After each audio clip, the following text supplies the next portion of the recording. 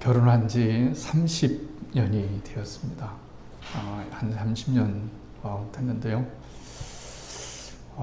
그때 결혼식을 할 때 저희는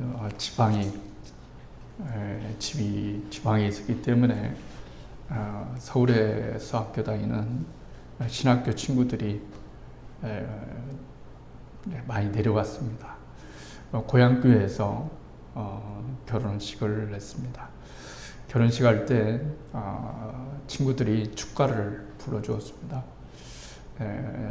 전도사 친구들, 동기 목사님들 다 전도사였죠. 그때는 했는데 보통 축가하면 성경에 나오는 찬송가에 나오는 아니면 복음성가에 나오는 이런 찬양을 불러주는데 제 동기 전도사님들이 결혼할 때는 그때는 이제 지금이야 다 결혼했죠. 누구든지 결혼하면 그 축가로 불러주는 곡이 있었는데 그게 그 복음성가는 아니고 일반 노래였는데 산후라면 언젠가는 그런 노래였습니다.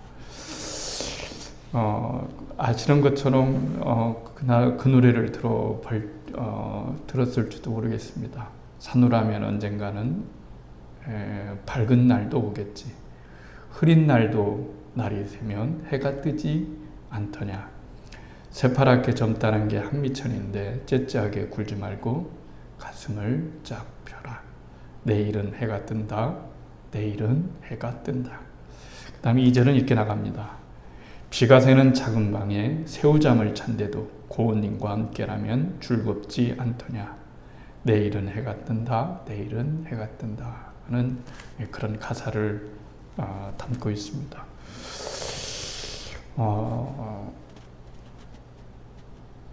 뭐든지 첫 일을 할 때가 굉장히 기억에 남습니다. 첫 목회를 하고 결혼하고 바로 첫 목회지로 갔습니다. 첫 목회지로 갔을 때 있는 교회가 아니라 개척하는 교회로 갔기 때문에 교회도 건물이 없었고 물론 사택도 없었습니다. 그래서 사택을 얻어야만 되는데 얻을 수가 없어서 동네에 폐가 비어든 한 2년 정도 살다가 비어든 그 집을 신혼집으로 삼았습니다.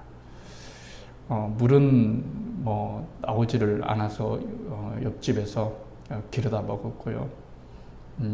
그리고 이 마당에는 풀이 그렇게 많이 자라가지고 풀 베는 일이 여간 귀찮은 일이 아니었습니다. 그런데 행복하게 지냈습니다.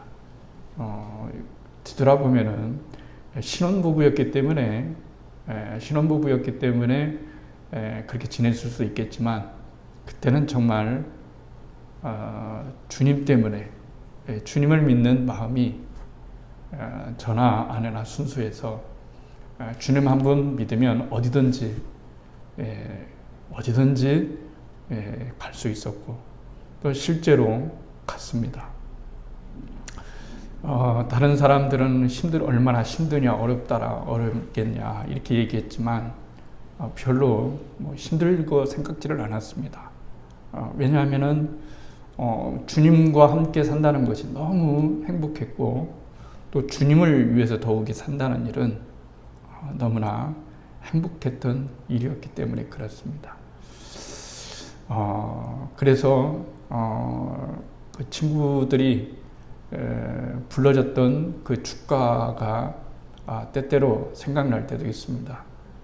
산후라면 언젠가 좋은 날이 오겠지. 그런데 정말 좋은 날은 언제일까 이런 생각을 해봤습니다. 그때 당시는 정말 형편이 어려웠습니다. 나오는 사례비도 없었고 하나님께서 누군가를 통해 주셔야만 먹고 사는 그때였습니다. 자식도 둘이나 낳았습니다. 그런데도 하나님께서 만나를 내려주셔서 그날 어려움 없이 살게 해주시고 또 이렇게 살았습니다. 세월이 30년 정도 지났습니다. 이제는 자식들도 다 커서 제 갈 길을 가고 있습니다. 지금 제가 목회하는 현장이 작은 교회이지만 그때에 비하면 뭐 천국이죠. 너무 좋지요. 그 시골에서 개척을 하겠다고, 교회 짓겠다고, 또 전도하겠다고 그랬던 그 시절이 지금보다 비교하면 지금은 참 좋은 그런 시대에, 그런 시절을 저는 보내고 있다고 생각합니다. 제 나름대로는 축복이라고 생각합니다. 그런데 그때하고 지금하고 비교를 때때로 해봅니다. 그런데 산후라면 언젠가는 형편이다 하셨는데 중요한 것은 그때보다 내 마음속에 주님을 향한, 제 마음속에 주님을 향한 그 열정이나 그 순수함이나 또 기쁨이나 행복이나 이런 것들이 그때보다 덜하다는 것을 생각해 보게 되었습니다. 정말 사람은 부자가 되면 행복할까? 환경과 조건이 나아지면은 행복할 수 있을까? 세월을 지나보니까 그렇지 않다 하는 결론을 생각해 보았습니다. 성경에 보면은 다윗의 뒤를 이어서 왕이 된 아들이 솔로몬입니다. 솔로몬 다 알죠. 지혜의 왕이었고 부귀의 왕이었습니다. 하나님께서 그를 엄청나게 축복해 주셨습니다. 그 솔로몬한테는 산후라면 언젠가는 노래가 필요 없습니다. 노래가 필요 없을 만큼 태어날 때부터 금수저 살아가고 난 다음부터 더욱더 큰 부자로, 지혜자로 살았습니다. 솔로몬이 거하는 이 그 왕궁을 짓기 위해서 1년에 15만 명이 동원되어서 13년 동안 궁궐을 지었습니다. 15만 명이 13년 동안 궁궐을 지었으니까 얼마나 멋지게 지었겠어요. 그리고 솔로몬의 성전 그 자체가 거대한 보물 창고였습니다. 바닥, 그 다음에 기둥 이런 것들은 금으로 다 도색되어졌고 이 방패를 든 병사들도 금방패 할 정도로 엄청난 부귀를 누렸습니다. 그리고 하루에 아시는 것처럼 성경에 나와 있죠. 하루에 소비하는 그 양은 양은 고운 가루가 30석, 붉은 가루가 30석, 그리고 살찐 소 10마리를 매일매일 잡았고요. 들소 20마리를 매일매일 잡았습니다. 그리고 양 100마리를 매일 잡았습니다. 그리고 사슴, 노루, 새 종류들 이런 것이 이루 말할 수 없이 산의 진미를 이루면서 살아갔습니다. 그것뿐입니까? 솔로몬에게는 첩이 1000명이나 있었습니다. 그렇죠? 1000명의 여자가 있고 그만큼 부자고 그리고 강성대국이고 이러면 행복해야 되지 않겠습니까? 행복해야 되지 않겠습니까? 그런데 전도서 1장 2절에 말한 것처럼 그가 결론을 내린 것은 헛되며 모든 것이 헛되도다. 이 한 구절에 헛되다는 말이 5번이나 여러분 나옵니다. 모든 것들이 헛되다 이렇게 말합니다. 그런 거 보면은 인간의 삶이 아무리 좋은 조건을 가지고 있다 할지라도 인간에게 행복을 주는 것은 물질이 아니고 하나님과의 관계입니다. 진정한 기쁨과 행복은 하나님과의 관계에서 나오는 겁니다. 관계가 끊어지면 관계가 떨어지면 행복하지를 못합니다. 그 중에서도 가장 중요한 관계는 하나님과 우리 사이의 관계라고 말할 수가 있습니다. 또 솔로몬이 한 얘기가 있습니다. 전도서 3장 1절에 천하의 범사에 기한이 있고 모든 목적에 이룰 때가 있다, 이렇게 말했습니다. 모든 범사에 기한이 있고 누군가 뭔가를 계획했고 목적을 가졌다면 그 목적을 이루는 때가 있다, 이렇게 말을 하고 있습니다. 이 말은 뭐냐면 인간이 아무리 좋은 계획을 가지고 있다 할지라도 그 모든 것을 이루는 때만큼은 하나님께 맡겨야 된다는 겁니다. 맡겨야 된다는 거예요. 그때는 내가 조급하게 당길 수도 없고 늘릴 수도 없고 하나님께서 모든 범사의 그 때를 정하셨으니 그 때를 이루는 것만큼은 하나님께 맡겨야 된다. 그런 말이죠. 그래서 우리는 기다림 속에 살아갑니다. 기다린다는 거 참 쉽지 않습니다. 기다리는 거 쉽지 않습니다. 그런데 우리가 하나님을 기다린다는 것은 또 다른 차원이라고 말할 수가 있습니다. 아시는 것처럼 아브라함은 자식을 낳기 위해서 25년을 기다렸습니다. 모세는 40년 동안 광야에 있어야만 했습니다. 요셉은 13년 동안 기다려야만 했습니다. 그런데 이 기다림이라고 하는 것은 뭐냐면 이 기다림 속에서 나의 무력감을 깨닫는 거예요. 그렇죠? 무력감을 깨닫는 겁니다. 기다리는데 왜 사람이 기다립니까? 내가 어떻게 할 수 없으니까 기다리는 거예요.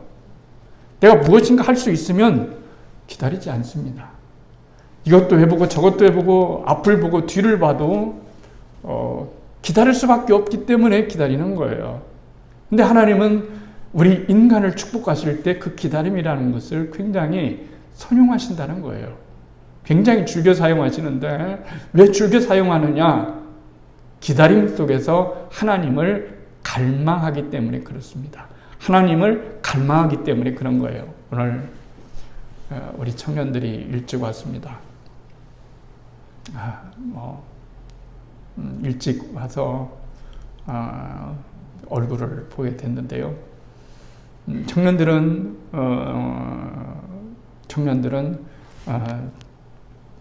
아직 결혼을 하지 않았기 때문에 청년이라고 그랬죠. 이제 살다 보면 남자친구도 생기고 여자친구도 생깁니다. 연애하는 기간이 생깁니다. 그러면 기다립니다. 뭘 기다릴까요? 만날 때 사랑하는 일을 만나는 것을 기다린다고 말할 수가 있습니다.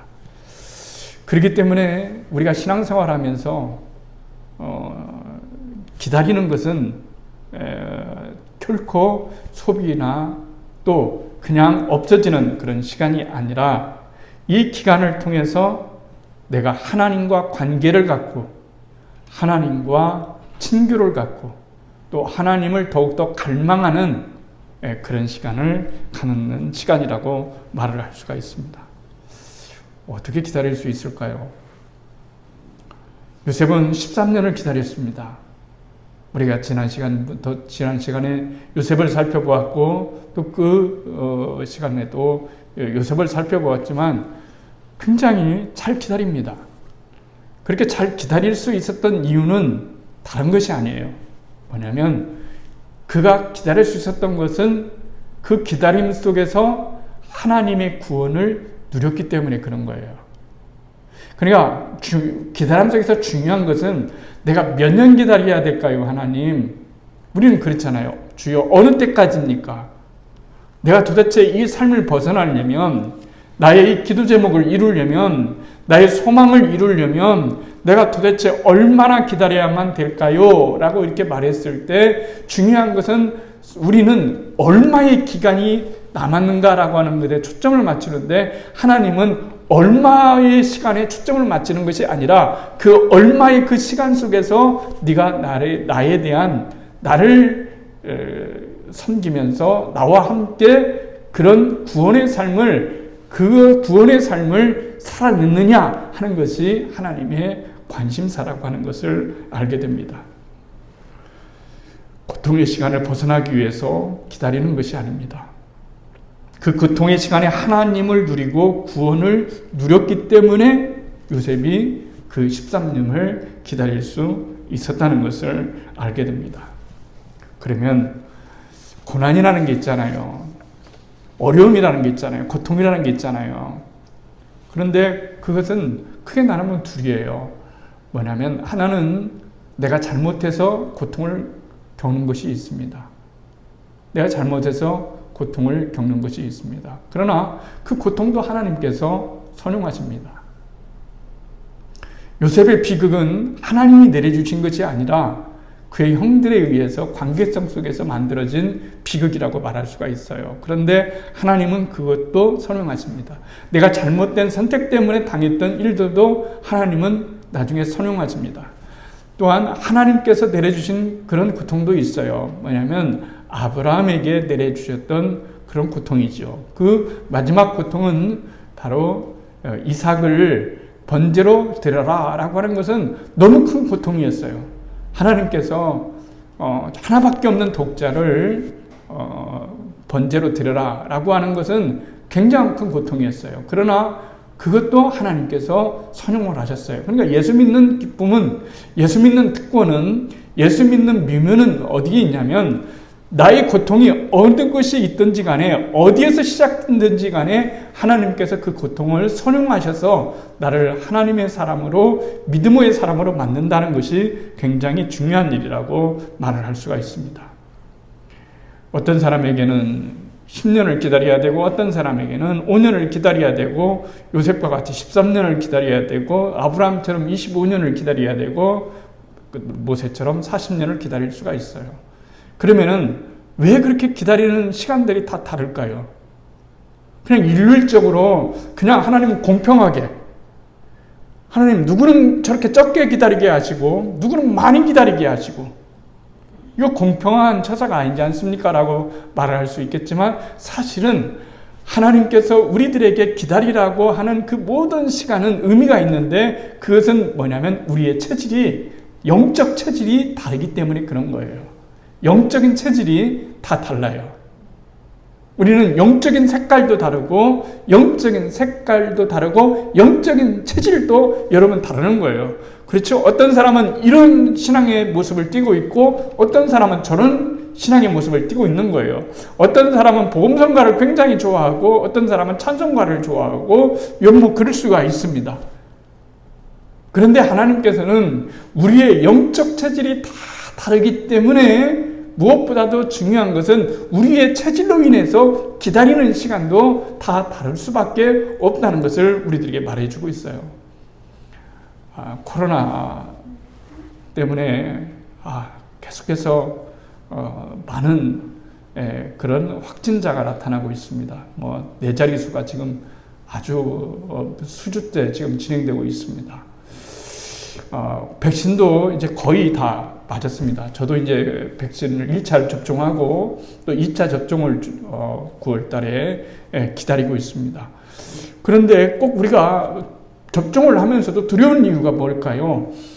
살자고 이 백신을 맞고 코로나를 이겨내자고 맞고 아무튼 더 오래 살기 위해서 건강하게 코로나에 걸리지 않기 위해서 사는데 백신 주사를 맞고 어떤 사람은 중병에 걸리고 어떤 사람은 심지어 죽기까지 한다는 말이죠. 왜 그런 걸까요?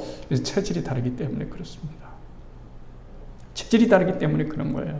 그런 것처럼 우리의 영적 체질이 다 다르다라고 하는 것을 알 수가 있어요. 그렇기 때문에 중요한 것은 내게 주어진 인내의 기간이 얼마인가? 도대체 얼마만큼 기다려야 되겠습니까? 라고 얼마를 기다려야 되는가? 하나님, 나는 얼마나 기다려야 될까요? 얼마나 기다려야 내 기도의 제목을 이루고 내 소망을 이루고 하나님의 은총을 누릴 수 있는 그런 시간이 언제인가요? 라는 것을 따지는 것이 아니라 천지를 창조하신 하나님께서 지금 이 순간 나와 함께 계신다는 사실 자체를 인식하는 것이 굉장히 중요한 겁니다. 그러니까 그 기간 동안에 아무 무의미한 기다림이 아니라 그때야말로 하나님이 나와 함께 하고 계시다라고 하는 그 사실을 인식하고 인지하면서 그때를 기다리는 것이 굉장히 중요하다라고 하는 것을 우리들에게 말씀해 주시고 있는 겁니다. 예루살렘에 성전이 있죠. 성전이 있습니다. 성전의 서북쪽으로 가면 양문이라고 하는 양문 곁에 베데스다라고 하는 연못이 있습니다. 너무 잘 아는 이야기죠. 베데스다라고 하는 연못이 있어요. 그런데 그 연못 주변에 사람들이 모여서 쉬기도 하고 이야기도 하고 담소도 나누고 할 수 있는 행각이 5개가 지어져 있어요. 그런데 그 행각에는 언제부터인가 건강한 사람이 모이는 것이 아니고 병든 사람들로 가득하게 되었어요. 오늘 성경 본문에 읽은 것처럼 각양각색 병에 걸린 사람이 굉장히 많았어요. 그 이유를 설명해 주고 있는데요. 4절에 우리가 읽었던 것처럼 이는 천사가 가끔 물에 내려와 물이 동하게 하는데 동한 후에 먼저 들어가는 자는 어떤 병에 걸렸든지 낫게 됨이라 그랬어요.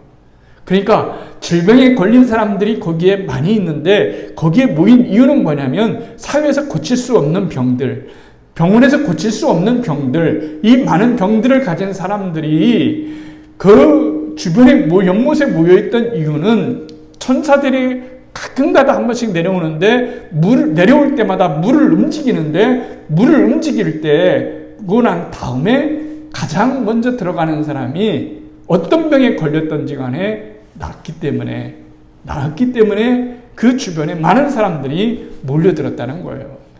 사람이 병 낫고자 한다면은 여러분 불치병을 낫고자 한다면 무슨 일인지를 못하겠어요. 뭘 못하겠어요.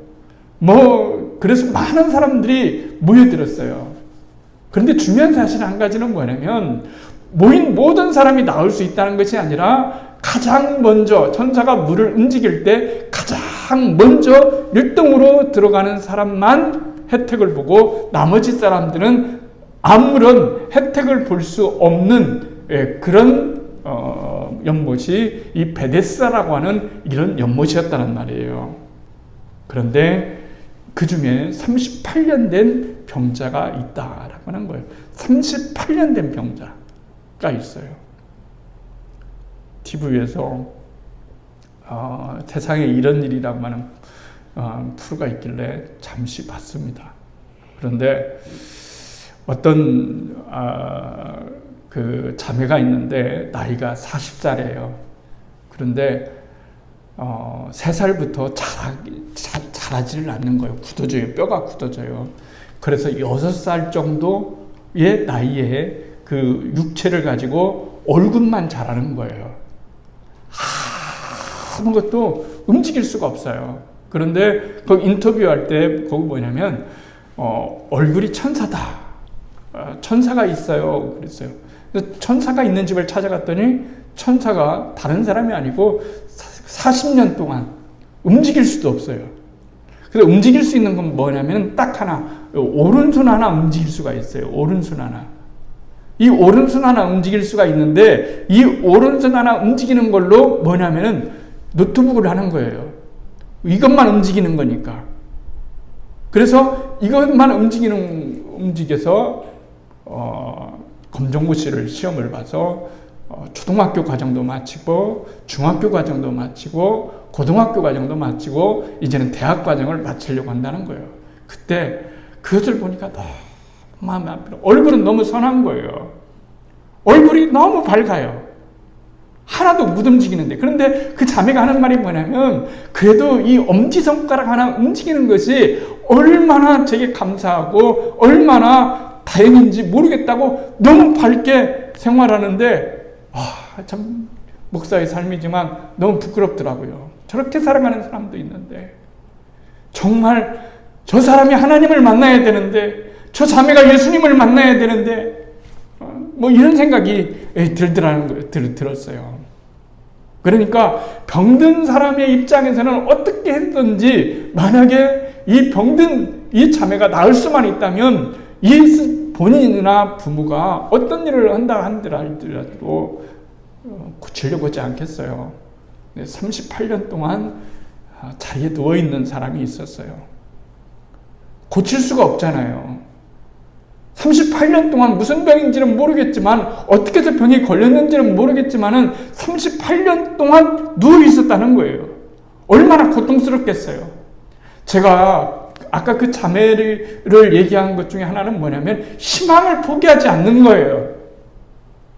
희망을 포기하지 않는데요, 너무 밝은 거예요. 그래서 주변에 이 자매의 별명을 천사, 저 집 가면 천사를 볼 수 있어. 그래서 정말 천사가 있다고 해서 저도 이렇게 봤는데요, 얼굴이 천사인 거예요.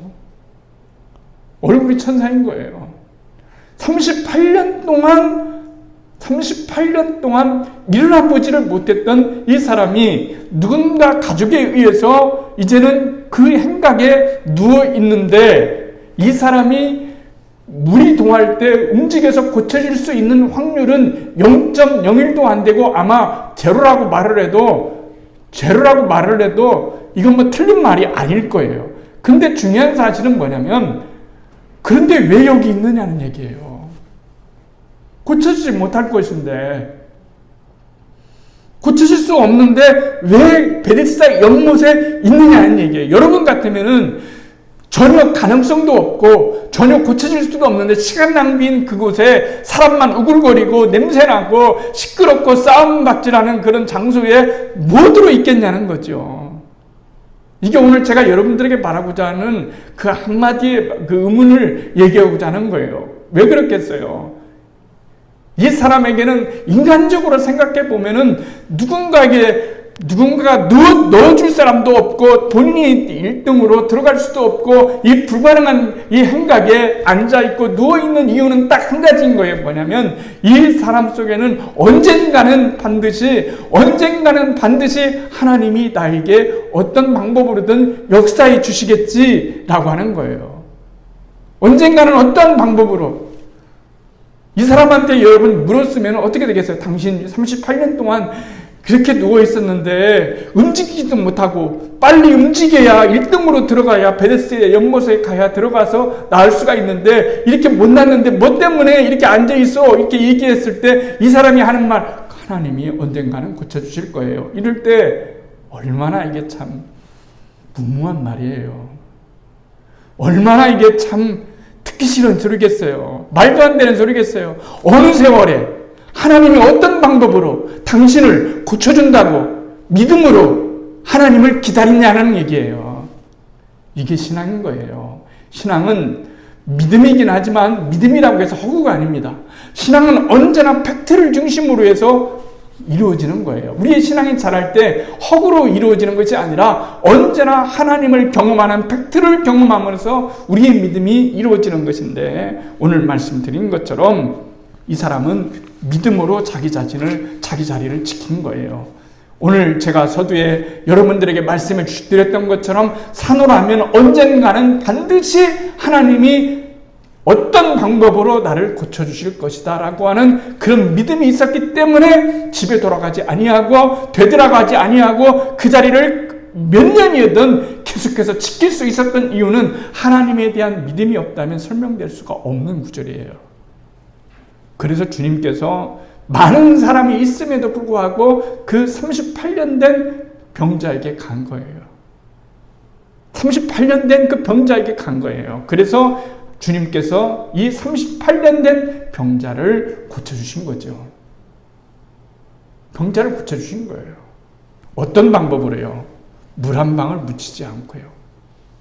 많은 사람의 생각으로 이 사람이 살아날 수 있는 확률은, 다시 건강해질 수 있는 확률은 물속에만 들어가야 된다고 하는 정해져 있는 답을 가지고 있었지만은, 그러나 그 답도 제대로 쓸 수 없는 거였지만은 하나님께서는 하나님의 방법으로 놀랍게도 이 38년 된 병자를 물 한 방울 묻히지 않고도 고쳐주셨다라고 하는 것을 생각하면 얼마나 이게 중요한 얘기인지 생각해 볼 수가 있는 거예요.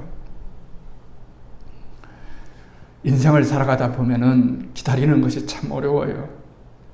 산후라면 언젠가는 그날이 오겠지. 하지만 정말 그날이 올까? 이런 생각이 들 때가 참 많이 있어요. 그렇지만 중요한 사실 한 가지는 뭐냐면 언젠가는 이 38년 된 병자처럼 언젠가는 하나님이 하나님의 방법으로 나를 고쳐주실 거라고 하는 그런 믿음을 갖고 산후라면 반드시 꿈이 이루어지는 날이 오고 기도가 응답되는 날이 오고 돌아오고 내 육체가 건강해지는 날이 올 것이고 모든 것들이 회복될 날이 올 것이고 자녀가 돌아올 날이 올 것이고 교회가 부흥할 날이 올 것이고 내 영혼이 은총 입을 때가 올 것이라고 하는 그런 믿음이 오늘 우리가 인생을 살면서 가져야 될 기다림 중에 귀한 기다림이라는 것을 우리들에게 말씀해 주시고 있습니다.